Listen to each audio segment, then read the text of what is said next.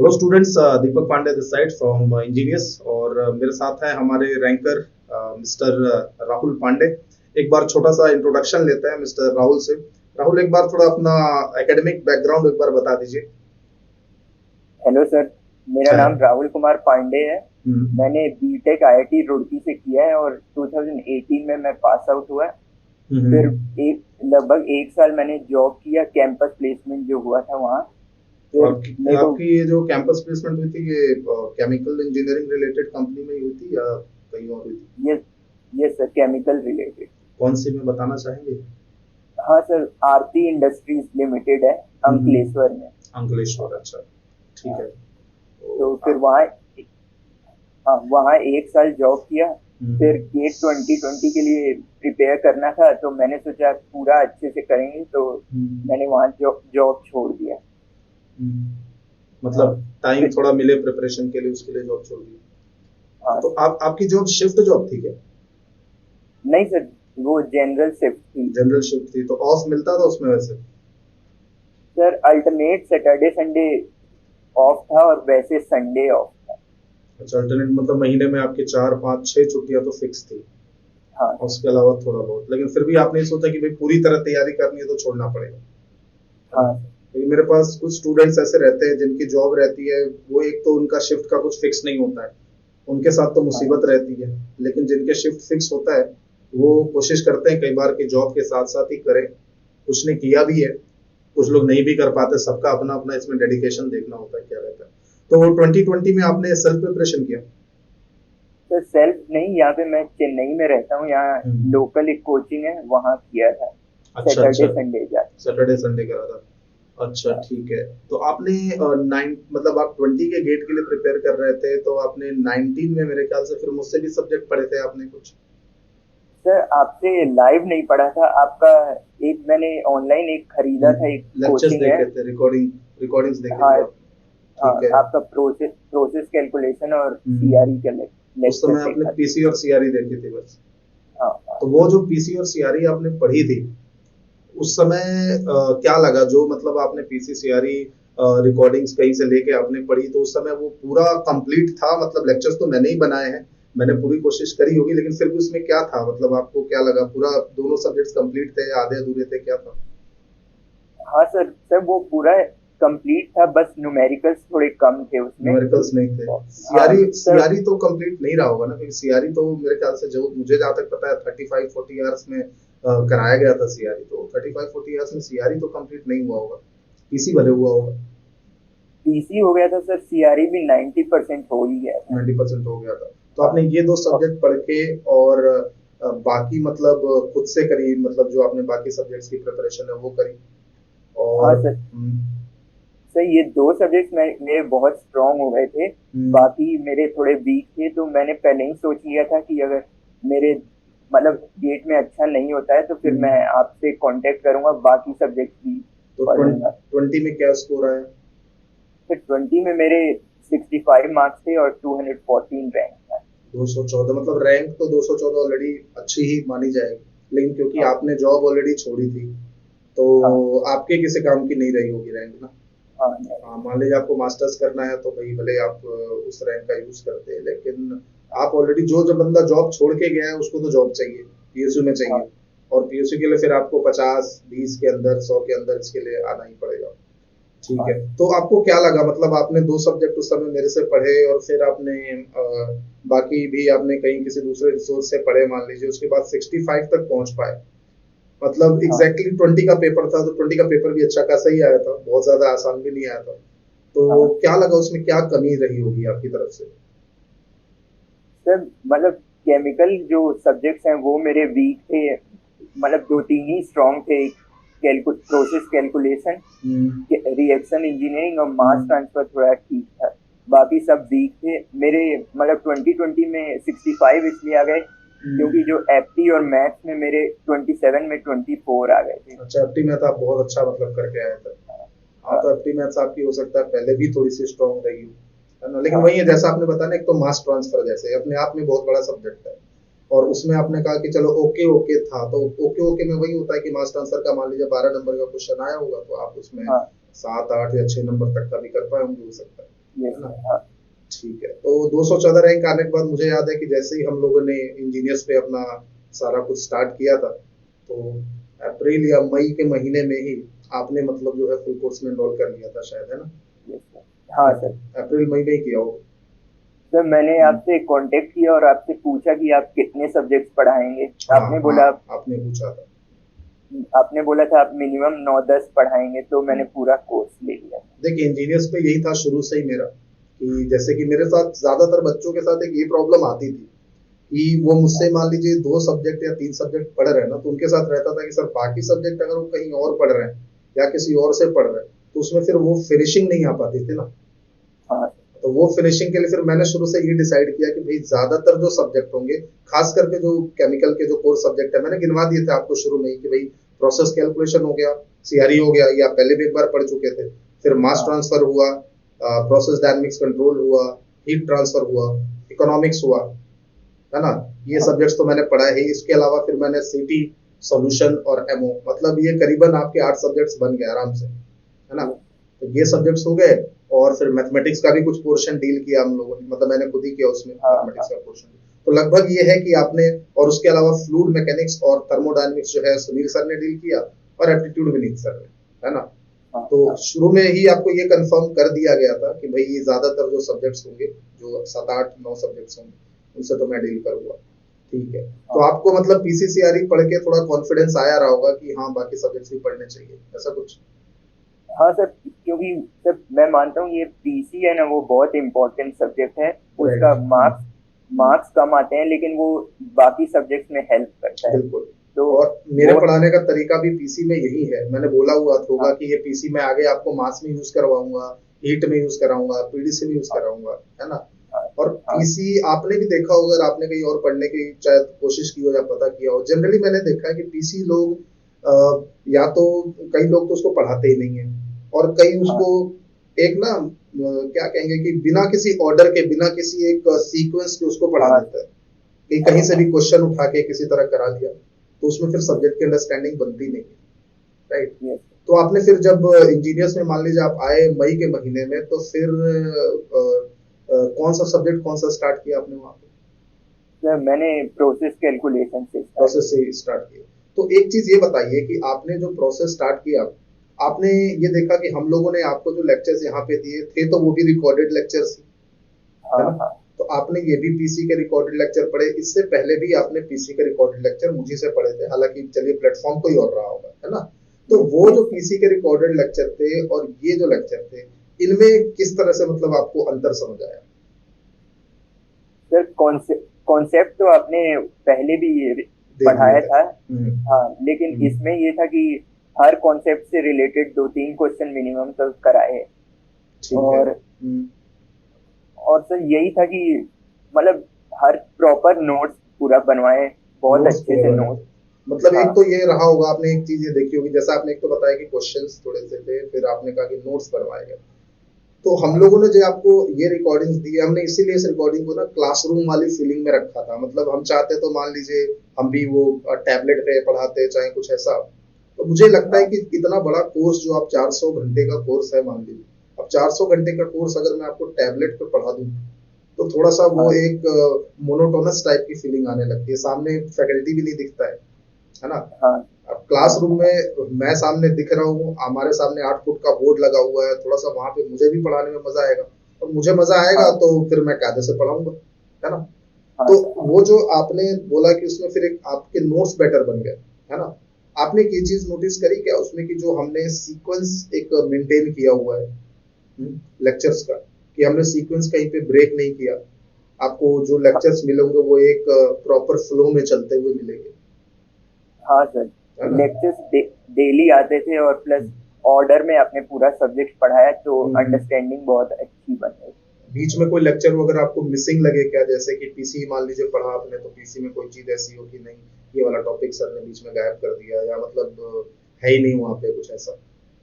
नहीं सर, मेरे पास गेट का सिलेबस था, मैं हम्म। उससे मैच करता था, सारे कवर्ड थे। सिलेबस से तो खैर हमने एक्स्ट्रा ही डाला हुआ है उसमें। हाँ हाँ, एक्स्ट्रा और ही था। ये बताइए कि अच्छा, तो जो आपने कहा कि चलिए क्वेश्चंस अच्छे से उसमें करा दिया, आपको नोट्स बना दिया, हमने कुछ एक नई चीज इसमें ऐड करी थी, असाइनमेंट्स की।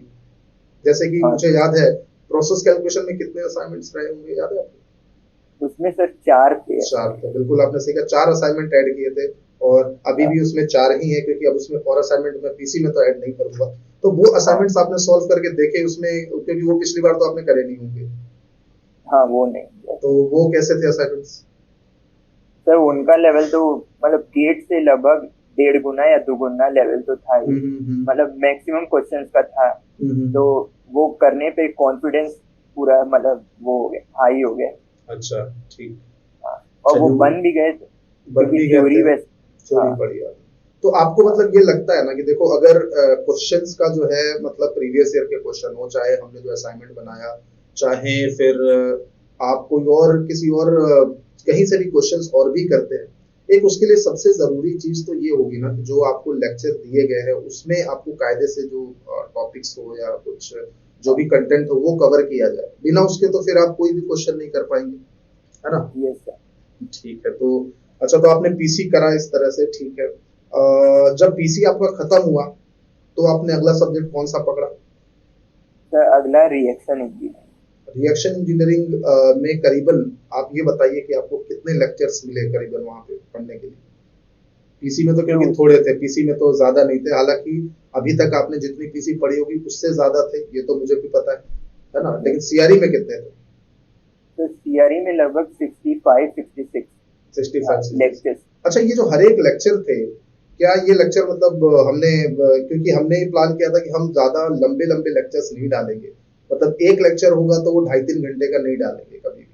हाँ तो हाँ वो लेक्चर हमने कोशिश की कि उसको 1-1 घंटे का ही रखे, ताकि स्टूडेंट भी उसी के हिसाब से ब्रेक ले लेके पढ़ता रहे। तो ऑनलाइन में हाँ। ऑब्वियसली आप 7-8 घंटे नहीं पढ़ सकते। Yes sir. तो आप जब ये सीआरई पढ़ रहे थे, क्योंकि आपने जॉब भी छोड़ दी थी उस समय, तो आपके पास तो फुल टाइम था, तो दिन में कितना समय दे रहे थे उस समय पढ़ने के लिए, शुरू में अगर सर मई मैं जून की बात करें? सर मई जून में तो सर मैं केवल नोट्स बनाता था और हम्म। उसको बस पढ़ता था, नोट्स को थ्योरी पढ़ता था, बाकी हम्म। मैं कुछ नहीं करता। बाकी कुछ नहीं कर रहे थे उस समय, बस कि हाँ था कि नोट्स बन जाएंगे बढ़िया से तो बाद में चल हाँ। जाए। तो मान लीजिए सीआरई पढ़ी, सीआरई के बाद अगला सब्जेक्ट आपने क्या लिया, एफएम या मास क्या लिया? सर उसके बाद मास ट्रांसफर मास लिया। ट्रांसफर। अब मान लीजिए मास ट्रांसफर पढ़ रहे हैं, तो ये पीछे के सब्जेक्ट्स के साथ में आपने टच में रहने के लिए क्या कोशिश करी, कैसे टच में रहा जाए इनसे? हाँ सर, जैसे मैं हर एक सब्जेक्ट 1 महीने में तो एक बार थ्योरी पढ़ ही लेता था। जो आपने और नोट्स बनाए थे उसकी थ्योरी? हाँ, अच्छा नोट्स की अच्छा। थ्योरी पढ़ लेता था। और हम्म। आपने जैसे बताया था हर सब्जेक्ट का रोज मतलब 8-10 क्वेश्चन करो, हम्म। तो वो भी मैं करता था, ताकि फिर मतलब ऐसा लगता था कि याद है मुझे सब तो कुछ। ये जो 8-10 क्वेश्चन आप करते थे वो कहाँ से करते थे, मतलब कौन जब से वो क्वेश्चन होते थे? जब वो प्रीवियस ईयर्स करता था। बच्चे कई बार मेरे पास आते हैं, जैसे खास करके जैसे आपके रैंक के बच्चे 214, कोई 350, कोई बच्चे ऐसे भी आते हैं 150 वाले। अब वो जब पढ़ते हैं तो वो कहते हैं सर ये सब तो वही है, वही सब कर रहे हैं, गेट के क्वेश्चन हमने पिछले साल भी किए थे। तो उनको फिर क्या बोलोगे? आपने भी तो 214 रैंक आई है आपकी, तो आपने भी तो क्वेश्चंस पहले कर रखे होंगे। नहीं सर, पिछले साल मैंने 2-3 ही सब्जेक्ट्स के वो किए थे अच्छा। तो प्रीवियस ईयर, बाकी के नहीं किए। उसमें 214 ले आए तुम? हाँ हाँ, मतलब। वैसे आपने बताया कि एप्टी मैथ्स का इसमें बहुत इंपॉर्टेंट रोल हाँ रहा था आपके रैंक यस। में, ठीक है। बाकी में तो खराब। तो आपने पीवाईक्यू मतलब कि 5-6 क्वेश्चंस लगाते रहे उसके, है ना? हाँ और क्लासरूम के नोट्स के जो क्वेश्चंस थे वो भी आप उस समय रिवाइज कर रहे थे, मान लीजिए जब आप मास ट्रांसफर पढ़े थे। हाँ तो ये जो सब्जेक्ट, मान लीजिए अभी पहले मैंने अपने सब्जेक्ट्स की मैं बात कर लूँ जो मैंने लिए, मान लीजिए पीसी है, एमटी है, सीआरई है। एमटी में भी आपने देखा होगा कि 60 के ऊपर लेक्चर्स। हाँ सर। अब यही सब्जेक्ट मान लीजिए एमटी या सीआरई मैं कहीं बाहर पढ़ाता था, जहां पे भी अगर कहीं पे कोई पढ़ेगा, तो यही एमटी वहां पे मैंने 45 घंटे में पढ़ाई हुई। तब यस वो 45 घंटे और ये 65 घंटे, इनमें अच्छा खासा अंतर निकल के आएगा, है ना? Yes sir. तो जहां मुझे रहेगा कि भाई आपको इतने में वाइंड अप करना है, तो मुझे कुछ चीजें काटनी पड़ जाएंगी वहां से। हाँ सर। तो वही डिफरेंस ला देता है भाई कि आपकी 200 रैंक आएगी कि 20 रैंक आएगी, इस तरह से डिफरेंस आता है। हाँ ठीक है। तो ये हाँ जो सब्जेक्ट आपने पढ़े पीडीसी, एमटी, सीआरई, क्योंकि ये पहले आपके प्रिपेयर नहीं थे, है ना? हीट हाँ भी मान लीजिए मैंने हीट भी पढ़ाया, आप लोगों को हाँ। इकोनॉमिक्स भी पढ़ाई। इनमें से कोई सब्जेक्ट आपका जो मतलब एक ये बताओ जो फेवरेट या स्ट्रांग रहा हो, और एक कोई ऐसा सब्जेक्ट बताओ जो पढ़ने के बाद भी लगा हो कि यार इसमें थोड़ी सी मतलब मुझे अभी भी डर है इसमें, जो मैंने पढ़ाए थे पहले वो बताओ। सर मतलब फेवरेट तो मेरा रिएक्शन इंजीनियरिंग था। अच्छा, रिएक्शन और इंजीनियरिंग। और ऐसा कोई सब्जेक्ट नहीं था कि जिससे डर लगे। हम्म, लेकिन जैसे केमिकल टेक्नोलॉजी है ये सब, हम्म। ये मुझे अच्छा नहीं लगता था। अच्छा नहीं लगता था, खैर ये लास्ट में हमने पढ़ाया था, लेकिन तुम्हारा फेवरेट हाँ सीआरई था, तुम ये कह रहे हो। हाँ। अच्छा, तो सीआरई में कितने नंबर आए थे 21 में? कुछ मतलब तो सारे कर पाए सीआरई, थे, कोई क्वेश्चन रह गया था? हाँ हाँ, उसमें सब हो गए। सीआरई में सारे हो गए? हाँ सर, एक सीएसटीआर वाला आया था जिसमें 100 आंसर था, उसको मैंने 1000 कर दिया था, वो गलत हो गया। अच्छा अच्छा अच्छा, ठीक है, सीएसटी आता है, ठीक है। तो सीआरई में मतलब क्योंकि काफी वास्ट टॉपिक है सीआरई भी, और एमटी भी उसी तरह से वास्ट टॉपिक है। हमने काफी हाँ टाइम लेके खत्म किया, आपने देखा होगा शायद 1.5 महीने के आसपास लगा मुझे सीआरई में, जहां तक मुझे याद है। और एमटी में तो हाँ। 2 महीने भी लगे। ठीक है। yes, टाइम लिया हमने, कई बार 2-2 3-3 दिन तक हम लेक्चर नहीं डाल पाते थे उस समय। कोविड का भी टाइम खैर चल ही रहा था। तो आपने yes। क्या पाया सीआरई और एमटी में, क्या पूरे टॉपिक्स वगैरह कवर हुए, या मतलब कोई चीज, कोई मेजर चीज रह गई ऐसा? क्योंकि जनरली मैंने देखा सीआरई में बच्चे वहां परेशान होते हैं, एक तो हेट्रोजीनस, दूसरा नॉन हाँ आइडियल रिएक्टर, और तीसरा नॉन आइसोथर्मल रिएक्टर। तो क्या मतलब ये सारे टॉपिक्स वगैरह ठीक से कवर हुए थे सीआरई में, एमटी में? ये सर गेट लेवल के तो, मतलब गेट का सिलेबस तो सब कवर हो चुका था। लेकिन हम्म। मैंने जैसे सीआरई में ही मेरा इंटरेस्ट हो गया था, तो मैंने अच्छा। 11 स्किल से थोड़ा नॉन आइडियल पार्ट पढ़ा, और पढ़ा थोड़ा आपने थोड़ा सा? थोड़ा सा और हेट्रोजीनियस पढ़ा, पढ़ा। क्योंकि यस आपने बताया आपने सीआरई में थोड़ा सा एक इंटरेस्ट डेवलप कर लिया था, है ना? ठीक है, तो ये बात देखो, होता क्या है ना कि आपने मान लीजिए मई में शुरू करा, तो आपका एक सिलेबस ठीक ठाक स्पीड से चल ही रहा था। Yes sir. तो आपने कहा कि चलो, अब जिसका सिलेबस ठीक ठाक स्पीड से चल रहा है वो थोड़ा लास्ट में जाके अगर बुक पढ़ भी ले थोड़ी सी, है ना, हाँ तो हाँ। कुछ ज्यादा नुकसान नहीं होता है। यस। क्योंकि मैंने तो, अगर आपको याद होगा, लेक्चर्स में साफ साफ बच्चों को बोला था कि बुक मतलब आपको पढ़ने की जरूरत नहीं है, क्योंकि कंटेंट तो सारा आपको वीडियो में मिलेगा ही। और जो क्वेश्चंस बुक्स में अच्छे क्वेश्चंस होते हैं उनको थोड़ा सा मॉडिफाई करके हमने असाइनमेंट के फॉर्म में भी दे दिए हैं, तो आपका कुछ मिस नहीं होगा, है ना? यस। लेकिन आपका थोड़ा सा उसमें इंटरेस्ट था, तो आपने थोड़ा सा पढ़ लिया। दूसरी बात ये था कि आपके पास टाइम था पढ़ने का। अब कई बच्चे मान हाँ। लीजिए एक तो लेट ज्वाइन करेंगे, अगर वो पढ़ेंगे फिर बुक, तो उनको दिक्कत हो जाती है। आपने सही समय पे वो ज्वाइन किया था, तो आपको थोड़ा टाइम बच गया, है ना? यस सर, टाइम टाइम था। टाइम बच गया था आपके पास, ठीक है। इकोनॉमिक्स वगैरह भी आपने पहले तैयार की थी क्या, इकोनॉमिक्स? नहीं सर, इकोनॉमिक्स मेरे को नहीं आता था। इकोनॉमिक्स उसमें बिल्कुल नहीं आता मतलब था। कई सारे टर्म्स होते हैं, वो हाँ मेरे को हाँ, समझ ही नहीं आते हैं। मेन तो मुद्दा तो और वो, टर्म्स का ही है। हाँ, इस और बार क्लियर हो इकोनॉमिक्स में आपने देखा होगा, मैंने केवल, मेरे ख्याल से जहां तक मुझे याद है, 12 या 13 लेक्चर ही डाले हैं इकोनॉमिक्स में, गया। Yes sir. और यस। वो पूरी तरह से कंप्लीट है ना? यस। अच्छा, तो ये बताइए कि चलिए, ये पढ़ा आपने फ्लूइड मैकेनिक्स और थर्मोडायनेमिक्स, कई बार मतलब स्टूडेंट का मतलब एक वीक पोर्शन रहता है। ठीक है, तो आपने उसको मतलब लेक्चर्स देखे सुनील सर से, पहले तो बताइए मतलब क्या रिस्पांस रहा आपकी तरफ से जो सर ने पढ़ाया, और फिर आपने उसमें और कैसे तैयारी की अपनी तरफ से? हाँ सर, स्टार्टिंग में जब मुझे पता चला कि वो दो आप नहीं पढ़ाओगे, तो मुझे थोड़ा लग रहा था कि कैसे होगा। हाँ हाँ। लेकिन एक बार सुनील सर से पढ़ना स्टार्ट किया, तो फिर हम्म उन्होंने भी आपके ही जैसे मतलब नोट्स प्रॉपर बनवाए, हम्म अच्छे न्यूमेरिकल्स करवाए, और हम्म। कॉन्सेप्ट भी सारे क्लियर होते गए, तो फिर सही लगने लगा। एक चीज मैं तुमसे मतलब एक मतलब ऑनेस्ट यहाँ से ओपिनियन चाहूंगा, मेरे को मतलब ऐसा, मान लीजिए स्टूडेंट्स का एक रहता है कि सर, ये जो थर्मोडायनेमिक्स है या जो फ्लूइड मैकेनिक्स है, मान लीजिए चलिए हीट तो मैंने पढ़ाया, ठीक है, हीट अभी हाँ सर ने नहीं पढ़ा, सुनील सर ने मान लीजिए फ्लूइड मैकेनिक्स और थर्मोडायनेमिक्स में डील किया। स्टूडेंट एक बार, कई बार एक अपने दिमाग में पहले से ही एक प्री माइंडसेट बना के आता है कि सर, ये वाले सर जो है, ये जो पढ़ाएंगे ना, ये केमिकल का नहीं होगा, ये मैकेनिकल का होगा, एक इस तरह का माइंडसेट रहता है स्टूडेंट में। और ये मैंने कई बार देखा है। और इस चक्कर में क्या होता है कि स्टूडेंट के दिमाग में जब पहले से ही माइंडसेट है, तो वो उस सब्जेक्ट में इंटरेस्ट जगाएगा ही नहीं, चाहे सामने हाँ। वाला उसको कितने भी अच्छे से पढ़ाए, कॉन्सेप्ट दे, न्यूमेरिकल्स कराए, उसका इंटरेस्ट ही गायब हो जाएगा। वो पहले से सोच लेगा कि नहीं, ये तो केमिकल में आता ही नहीं, ये तो मैकेनिकल में आता है। आपने क्या डिफरेंस देखा कि जो फ्लूइड मैकेनिक्स आपको पढ़ाई गई, जो थर्मोडायनेमिक्स पढ़ाई गई, और जो चीजें आपको पेपर में पूछी गई, उसमें किस तरह से मतलब आप रिलेट कर पाए? ये सर, मुझे भी लगा था, क्योंकि सुनील सर पहले मैकेनिकल को पढ़ाते थे, तो फिर मुझे भी लगा था। हम्म, लेकिन सर सारे टॉपिक्स तो उन्होंने अच्छे से करवाए, और हम्म। न्यूमेरिकल्स भी काफी एडवांस लेवल के करवा दिए। तो आपने फिर हाँ, ये भी देखा होगा कि लास्ट में जब आप लोगों को हमने फ्लूइड मैकेनिक्स में भी, इनफैक्ट मेरे केसेस में भी, हमने बच्चों को पूछा था कि भाई आप लोगों के, अगर आपकी तरफ से कुछ रह गया हो कि भाई नहीं सर ये वाला हाँ टॉपिक है, क्योंकि मुझे याद है फ्लूइड मैकेनिक्स में लास्ट में सर ने कुछ स्टैटिक्स के न्यूमेरिकल कराए थे, है ना, स्टैटिक्स के भी और प्लस आगे के पोर्शन के भी यूट्यूब पे ओपन हमने उसको करवाया था, है ना। पंप ये सब, हाँ। हाँ, पंप्स वगैरह का भी। तो हमने भी अपनी तरफ से यही कोशिश करी कि भाई मान लीजिए अगर आपके माइंड में ऐसा कुछ है कि नहीं सर ये वाला टॉपिक फलाना टॉपिक छूट गया है तो चलो उसको हम लोग कवर कर लें। तो फ्लूइड मैकेनिक्स और थर्मोडायनेमिक्स में मतलब ओवरऑल आपने क्या कहीं और से भी कुछ रिसोर्स फॉलो किया क्या तैयारी करने के लिए, उसके अलावा लेक्चर्स के अलावा इंजीनियर्स पे?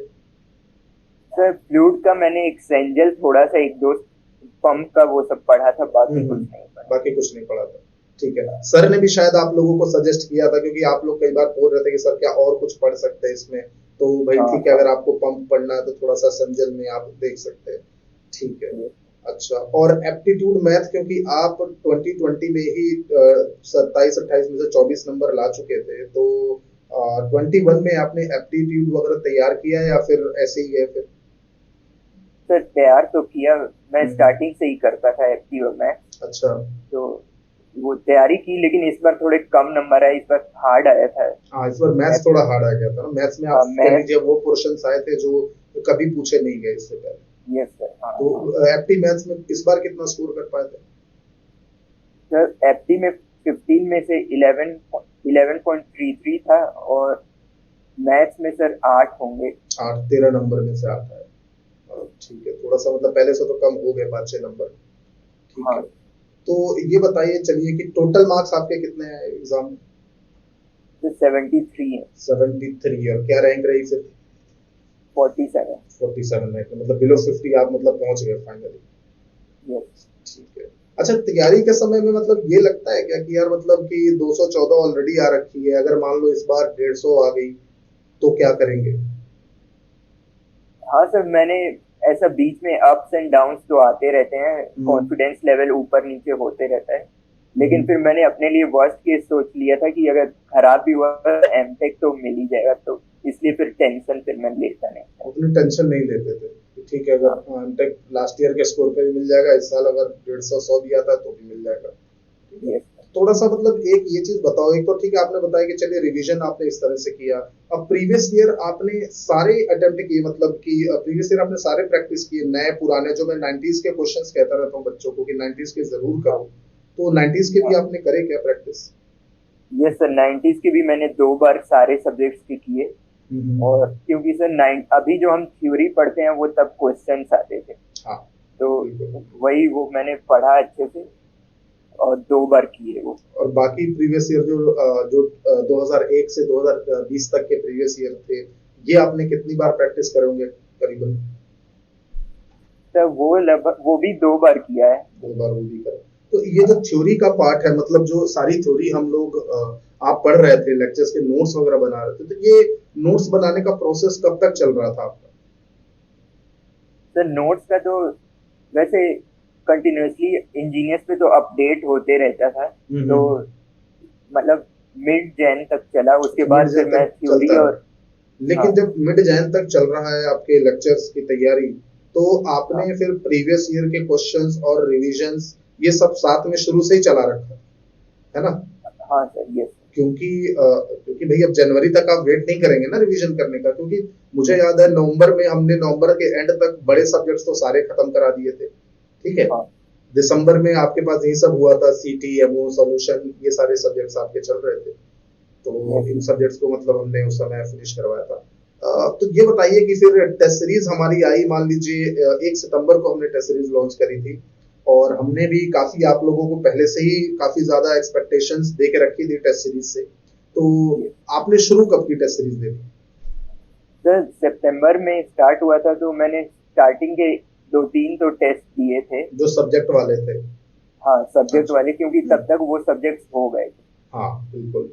हाँ, तो फिर उसके बाद तो सर थोड़ा मैंने सोचा अभी तो बहुत मतलब टाइम है, तो फिर मैं नवंबर तक रुका, फिर मिड नवंबर से स्टार्ट। मतलब आपने सितंबर पूरा वेट कर लिया, अक्टूबर भी पूरा वेट कर लिया, आप आधे नवंबर मतलब मिड नवंबर से आए टेस्ट सीरीज देने फिर फुल फॉर्म में कि हाँ अब ज्यादातर चीजें हो रखी हैं।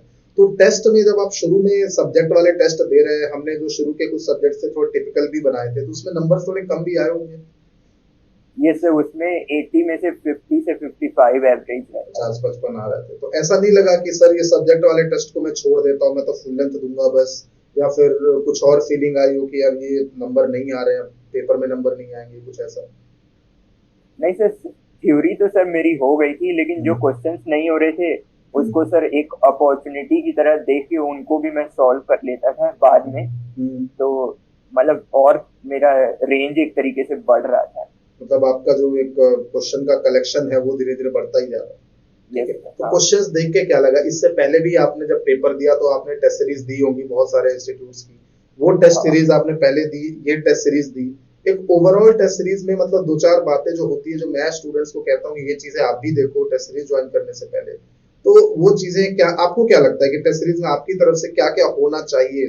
मतलब एक कायदे की टेस्ट सीरीज में जिससे आपकी प्रिपरेशन हो बढ़िया से, क्या क्या एक मतलब फीचर होने चाहिए?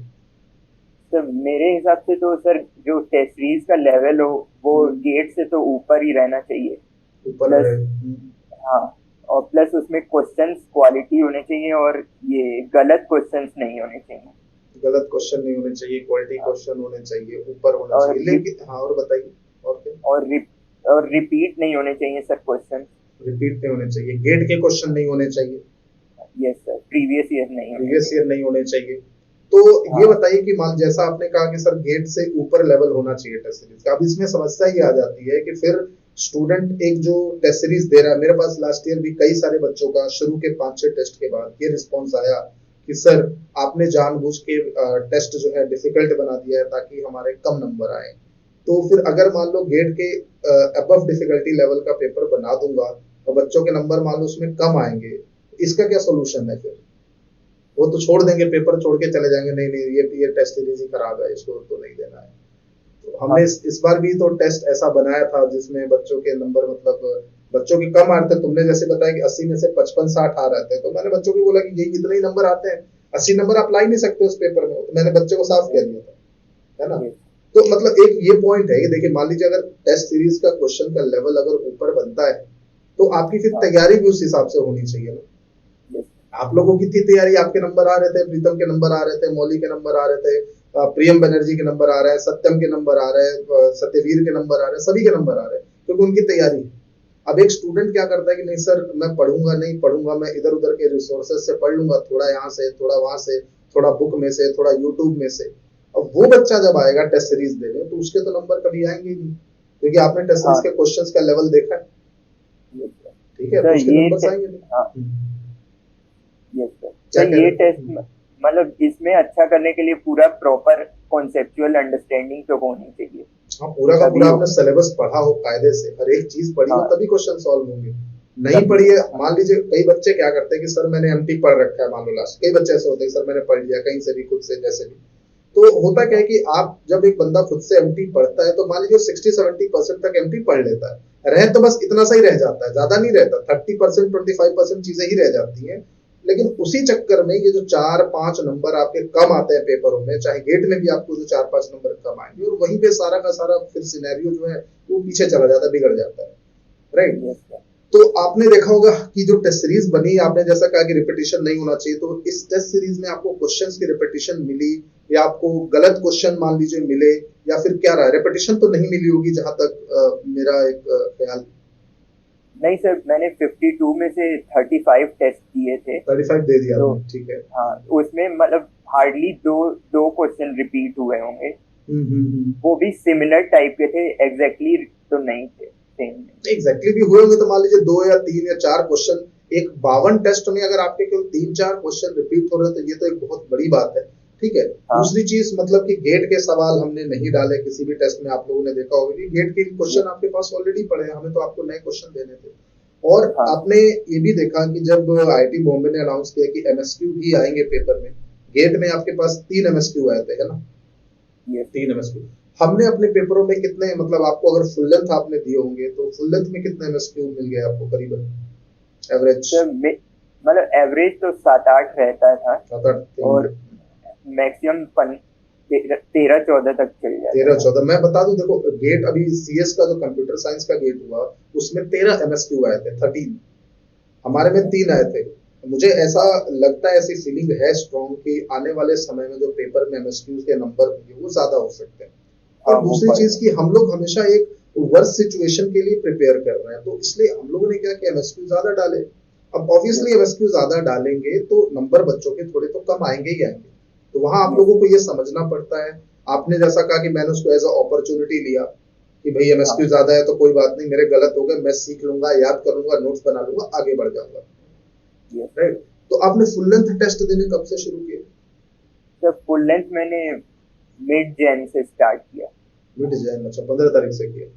हाँ ठीक है, तो 13 फरवरी का डेट था, तो ठीक है, अगर 30 दिन भी है तो काफी है, टाइम तो काफी हाँ होता है सर। फुल लेंथ के। और मैंने 5 दिए थे फुल मैं लेंथ। मैं स्टूडेंट्स को ये कहता हूँ, जैसे अभी जानता हूँ, अभी मेरे पास अभी से आ रहे हैं बच्चे, अभी ये कौन सा महीना है, अप्रैल है, अप्रैल से बच्चे आ रहे हैं कि सर टेस्ट सीरीज ज्वाइन करनी है। अब अभी अगर आप टेस्ट सीरीज ज्वाइन करते हो, एक तो पढ़ाई आपकी हुई नहीं है, तो पहले तो वैसे ही नंबर नहीं आएंगे, आप टेस्ट को क्या करने वालों, वेस्ट करने वालों कुल मिला के, है ना। न पढ़ी नहीं है, आधा अधूरा आएगा, थोड़ा सोल्यूशन देख देख के बोलोगे हाँ ये भी हो गया, ये भी हो गया, ऐसे करोगे। और दूसरी चीज बात यह है कि आपको टेस्ट देने की जरूरत उस टाइम में पड़ती है जब आपका पेपर जस्ट, मतलब जैसा आपने कहा कि 15 जनवरी को मैंने फुल लेंथ टेस्ट देने शुरू किए। एक्चुअली फुल लेंथ टेस्ट थोड़ा सा जनवरी और या दिसंबर से शुरू करें तभी बेहतर रहता है, आपकी हाँ प्रैक्टिस बनी रहती है, ठीक रहती है। अब इस समय से भी कोई बैठ जाएगा टेस्ट देने तो उसका कुछ भला, उसमें भला नहीं होने वाला। तो ये हाँ बताइए कि आपने कहा कि चलिए, हाँ आपने कहा कि सीटी आपको उतनी पसंद नहीं थी, तो आपने देखा होगा कि मैंने भी सीटी के करीबन 12 लेक्चर ही दिए और 12 लेक्चर में सीटी को वाइंड अप करा। तो आपने सीटी फिर तैयार कैसे की? बस आपने 12 करवाए थे, मैंने हम्म, नोट्स तो 12 के बना लिए थे, लेकिन मैंने हम्म, रिवाइज केवल 6 के किए थे। और छः। फिर गेट अच्छा, गेट के। 6 लेक्चर आपने उसमें से केवल रिवाइज कर लिए, तो थोड़ा हाँ सा मतलब आप थोड़ी सी सीटी कम पढ़ के गए थे, ऐसा आप, है ना। Yes yes. हालांकि इस बार सीटी उतनी आई भी नहीं, और जो क्वेश्चन आए भी वो थोड़े से, मतलब एक क्वेश्चन तो थोड़ा अलग सा आया था, थोड़ा जनरल टाइप का आया था। एक यस क्वेश्चन जो आया था वो मान लीजिए वो नोट्स का ही था, वो तो आता ही है। हाँ ठीक है। तो पेपर जब आप देने गए, आपको लास्ट में जब ये हमारा 13 तारीख को या 12 तारीख को जब पेपर था, उससे पहले वीकेंड में जो पेपर था, तो मैंने सभी बच्चों को बताया कि पेपर किस तरह का आ रहा है, सिविल का, मैकेनिकल का, सीएस का तो नहीं, सिविल और मैकेनिकल के पेपर देख के बताया कि भाई जो क्वेश्चंस आ रहे हैं वो जंबल आ रहे हैं, है ना। हाँ। तो लास्ट की कुछ टेस्ट सीरीज जो 3 टेस्ट हमने बनाए थे वो भी हमने जंबल बनाए थे उसी हिसाब से, कि अगर बच्चा जंबल प्रैक्टिस करना चाहे। आपने किए थे क्या जंबल वाले टेस्ट प्रैक्टिस? नहीं सर, जंबल वाले जंबल नहीं। वाले नहीं कर पाए थे, ठीक है।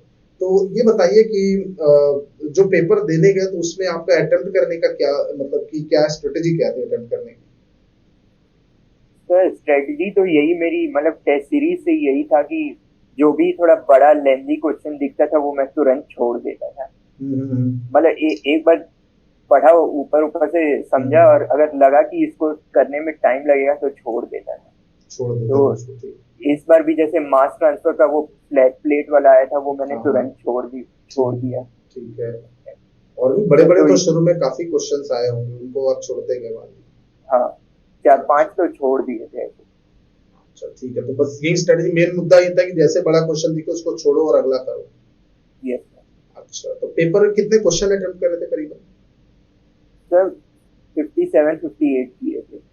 57, 58, अच्छा।